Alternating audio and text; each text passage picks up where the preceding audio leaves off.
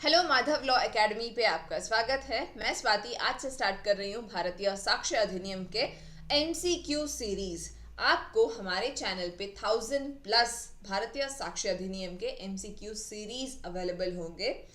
आपने अगर अभी तक इस चैनल को सब्सक्राइब नहीं किया है तो पहले प्लीज तुरंत सब्सक्राइब कर लीजिए सो दैट हमारा अपलोड किया हुआ हर इम्पॉर्टेंट वीडियो आपको मिस आउट ना हो और सारे वीडियोस आप अपडेटेड रहे।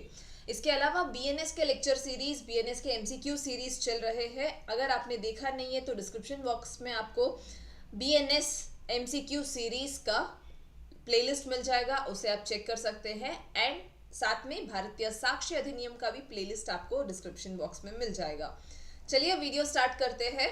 इससे पहले मैं आपको एक इम्पॉर्टेंट न्यूज़ और बता दूं। माधव लॉ एकेडमी हमारा पेड व्हाट्सएप ग्रुप में आपको ज्वाइन करना हो तो ये सारे जो एमसीक्यूज हम लोग सॉल्व कर रहे हैं, इसका पीडीएफ, हर पीडीएफ जो हम हमारे चैनल पे सॉल्व कर रहे हैं, हर एक चीज़ का पीडीएफ आपको इस ग्रुप पे मिल जाएगा। उसके लिए आपको ज्वाइन करना होगा 9889281719। इस नंबर पे कांटेक्ट करके हमारा व्हाट्सएप ग्रुप ज्वाइन कर सकते हैं, जहां आपको ये सारे पीडीएफ मिल जाएंगे। पीडीएफ जब आपके हाथ में होता है तो उसको सॉल्व करना बहुत आसान होता है। एंड एक बार ये सारे क्वेश्चंस वीडियो के देख रहे हैं, इसके लिए very much thank you. And इसके अलावा अगर आप सॉल्व करेंगे अपने से तो और बेहतर होगा आपके लिए। सारे स्टेट जुडिशरी एग्जाम्स के लिए हेल्प करेंगे आपको ये सारे MCQs. And Indian evidence act का ये नया न्यू क्रिमिनल लॉ है भारतीय साक्ष्य अधिनियम। आजकल जो भी नए नोटिफिकेशंस आ रहे हैं जुडिशरी के, आपको दोनों ही लॉज पूछे जा रहे हैं, new and old criminal laws. दोनों ही लॉ आपको तैयारी करना मैंडेटरी हो चुका है। चलिए वीडियो स्टार्ट करते हैं। भारतीय साक्ष्य अधिनियम रिसीव्ड प्रेसिडेंशियल असेंट ऑन। ये क्वेश्चन फ्रेम हो सकता है बीएसए, बीएनएसएस और बीएनएस तीनों के लिए ही, बिकॉज तीनों के लिए ही प्रेसिडेंशियल असेंट मिली थी 25 दिसंबर 2023 को। इजी है ये डेट याद रखना, 25 दिसंबर। एंड 1 जुलाई 2024 को हमने ये सारे लॉस को एनफोर्समेंट पे लाए थे। ये दोनों ही डेट हमारे लिए इंपॉर्टेंट हो जाता है। एंड एक और बात, भारतीय साक्ष्य अधिनियम 2023 है ये, इसे 2024 के साथ कंफ्यूज मत करिए, दो enforcement date is 1 July 2024। Second, Bharatiya Sakshya Adhiniyam is enforced on as already discussed 1 जुलाई 2024। 1 जुलाई 2024 को हमने ये तीनों ही क्रिमिनल लॉस, इनको हम एनफोर्समेंट पे लाए थे। एंड एक और इम्पॉर्टेंट चीज है जो आपको याद रखना है, सारे ही ओल्ड क्रिमिनल लॉस के नाम तो आपको पता होगा, उनके न्यू क्रिमिनल लॉस के क्या नाम है? आईपीसी भारतीय न्याय संहिता, बीएनएसएस भारतीय नागरिक सुरक्षा संहिता, सीआरपीसी का नया लॉ है।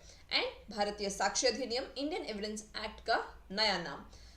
ये तीनों ही आपको इंपॉर्टेंट हो जाते हैं, याद रखना। As per the preamble of BSA 2023, purpose of this act is to provide, define and amend the law of evidence, to provide, consolidate the law of evidence, to define and amend the law of evidence, to consolidate, provide for general rules and principles of evidence. This is important, ये keyword आप याद रख सकते हैं, principles, consolidate. ये चीज़ जो है आपको बहुत बार पूछा जा चुका है ऑलरेडी एग्जाम्स में। प्रियम्बल बीएसए का इस एक नए वर्ड्स को इंट्रोड्यूस कर चुके हैं। To consolidate, provide for general rules and principles of evidence for a fair trial, ये हमारा प्रियम्बल में लिखा हुआ है। Next, the BSA has been divided into dash parts and chapters, 4 parts and 12 chapters. Option B correct answer, 4 parts and 12 chapters में divided है BSA।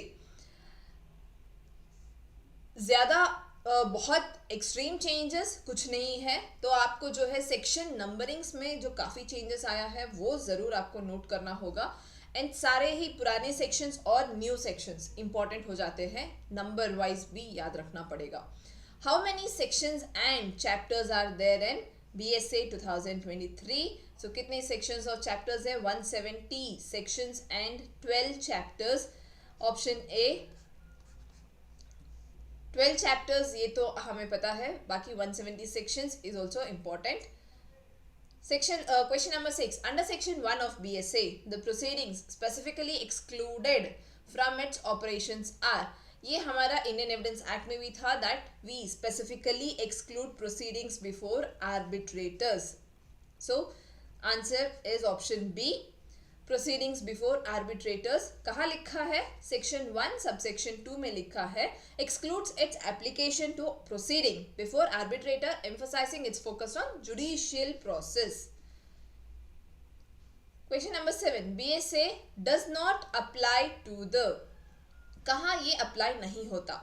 Proceeding before arbitrators, yes, यहाँ apply नहीं होता. Affidavit submitted by the deponent himself, statements made by a child, statement of a person whose past is criminal.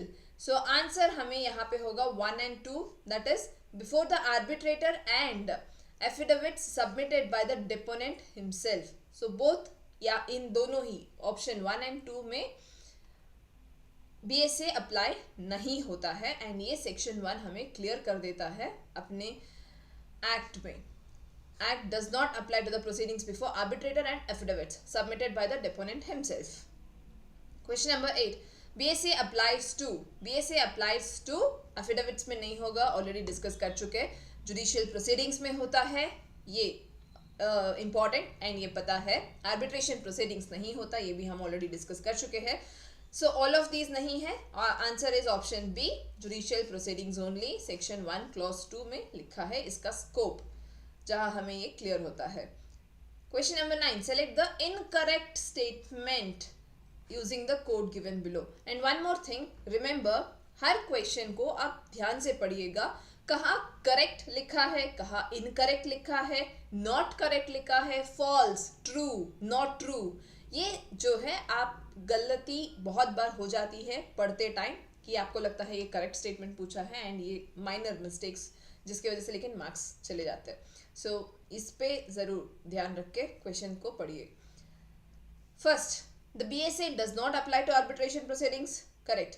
BSA does not apply to proceeding before a commissioner appointed by the court for recording evidence. गलत है, यहाँ पे apply होता है. The BSA applies to the affidavit presented to the courts. No. Next, fourth, the BSA applies to judicial proceedings held before all the kinds of military courts. Yes.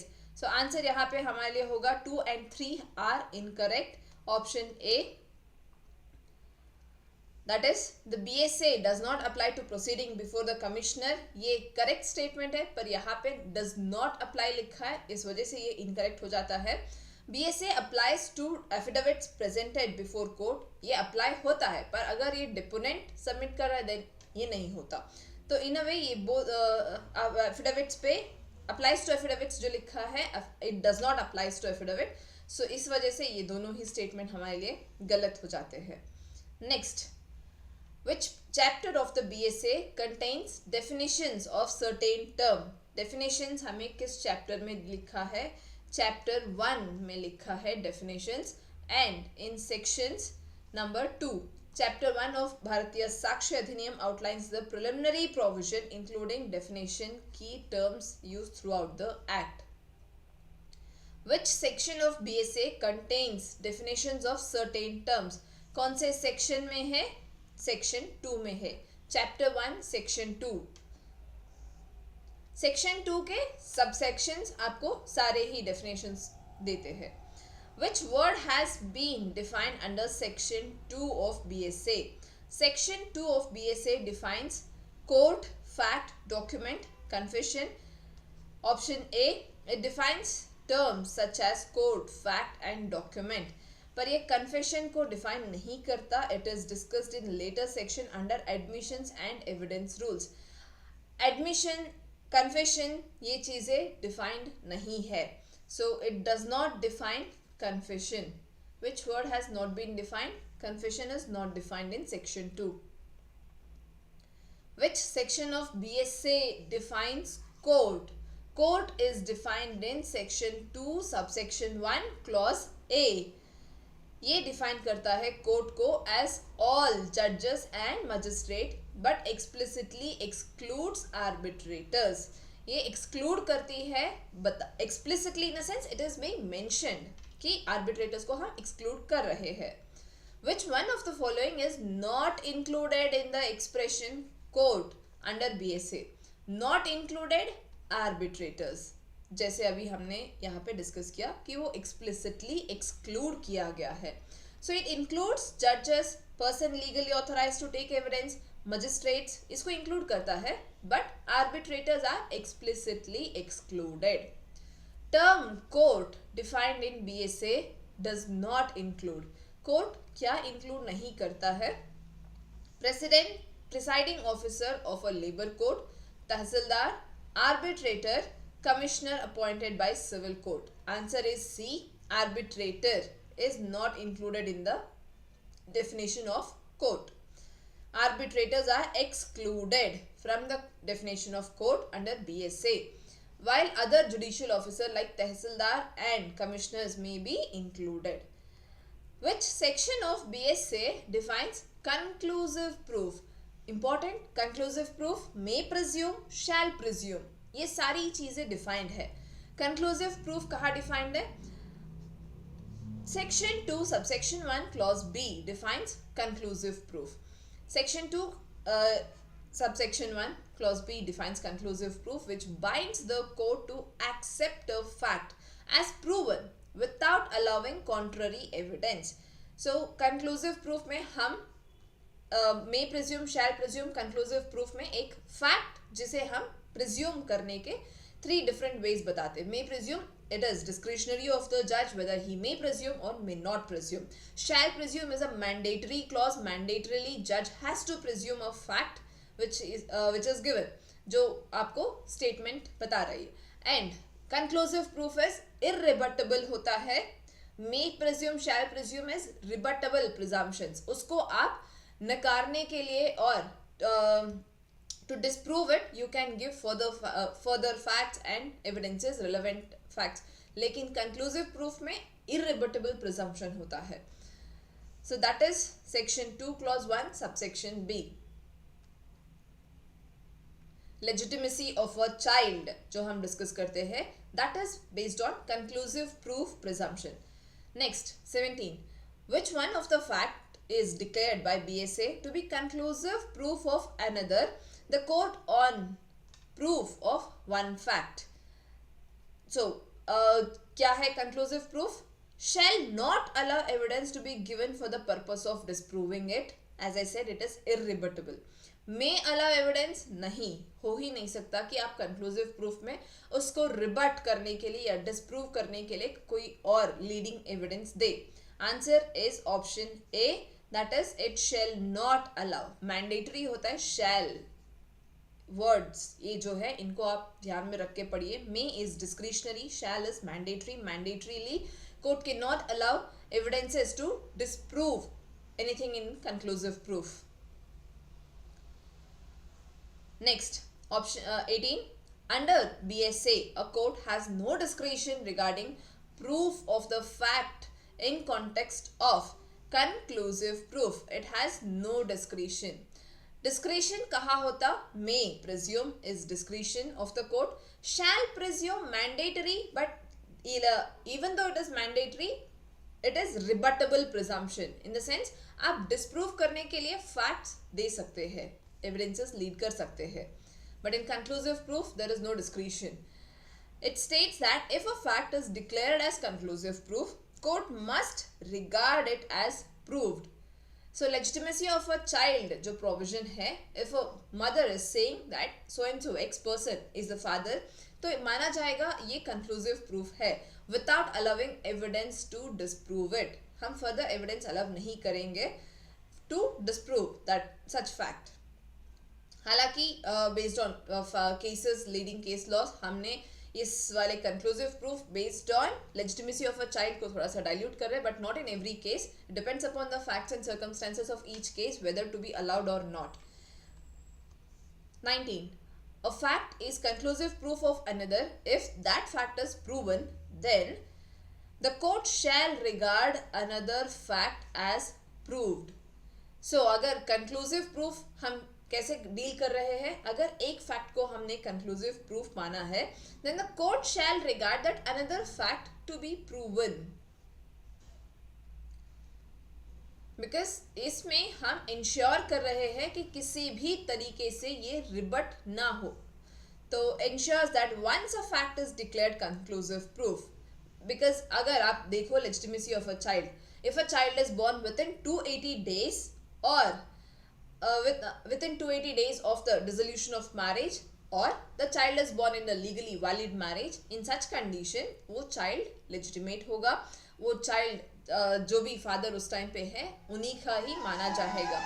in such condition अगर ये condition fulfil हो रहा है and a child is born, then we presume that कि वही जो x person है वो फादर है, एंड ये इररिबटेबल प्रिजम्पशन हो जाता है. इसे हम कंक्लूसिव प्रूफ मान लेते हैं. 20.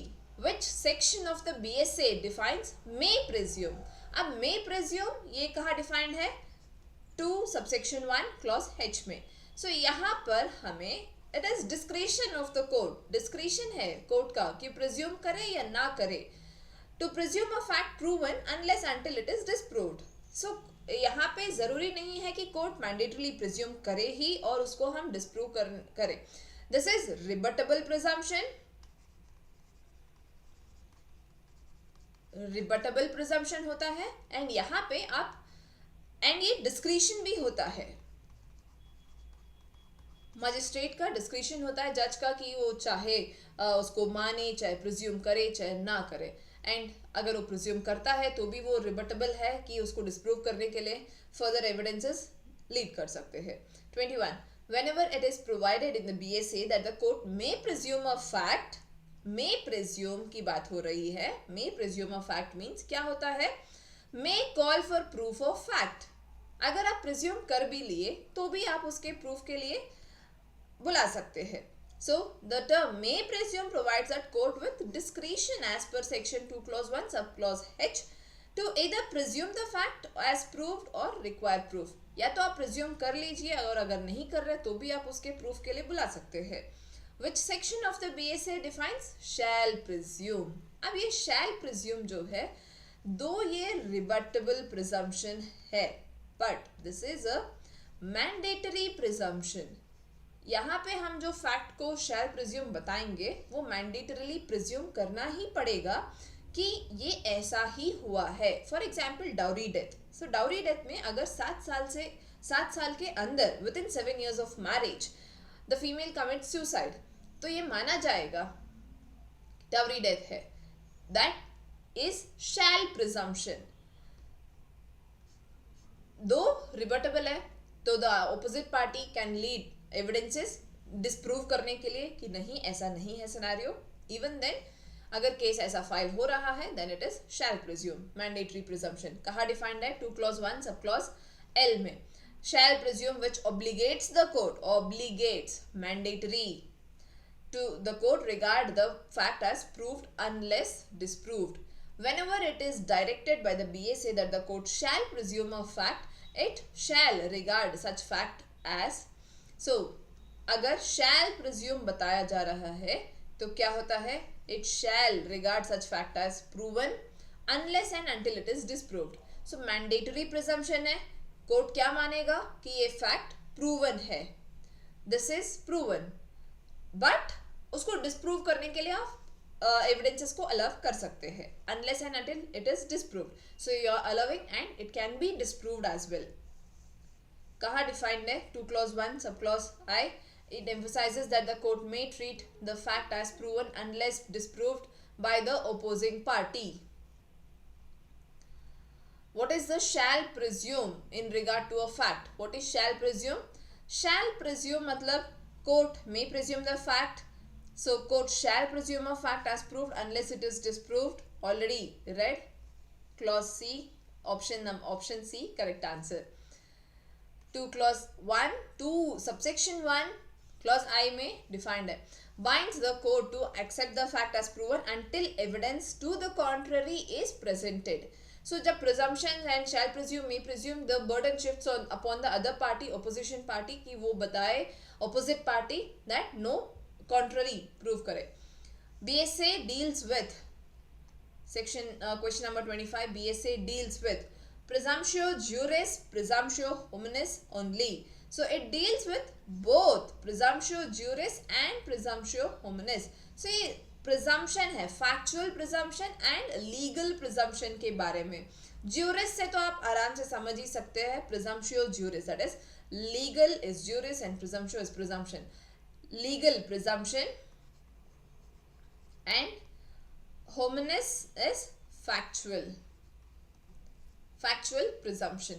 BSA deals with both legal and factual presumption, incorporates both legal presumption, presumptio juris, and factual presumption, presumptio hominis, as tool for judicial reasoning. Okay, this was question number 25. And remaining further questions I will deal in the coming videos. Next video आपको question number 26 से question number 50 तक deal करेंगे।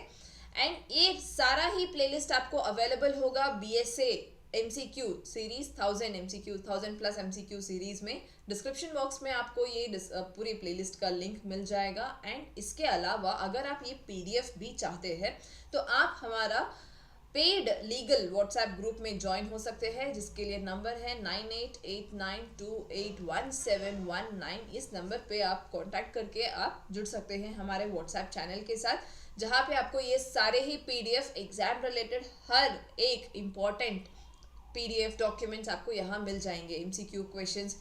तो ये number आप ज़रूर note कर लीजिए। एंड अगर आपको यहाँ तक आपने वीडियो देखा है तो आपको चैनल अच्छा लगा होगा, इन्फॉर्मेटिव वीडियो लगी होगी, तो ज़रूर आप इस वीडियो को लाइक करिए, शेयर करिए अपने फ्रेंड्स के साथ जो भी एग्ज़ाम ले रहे हैं। And also do subscribe the channel, subscribe ज़रूर करिए, जिससे आपको हर एक वीडियो बिना मिस हुए आपको हर इम्पॉर्टेंट एस्पेक्ट आप तक पहुँचे एंड आपको फ़ायदा हो। Thank you very much.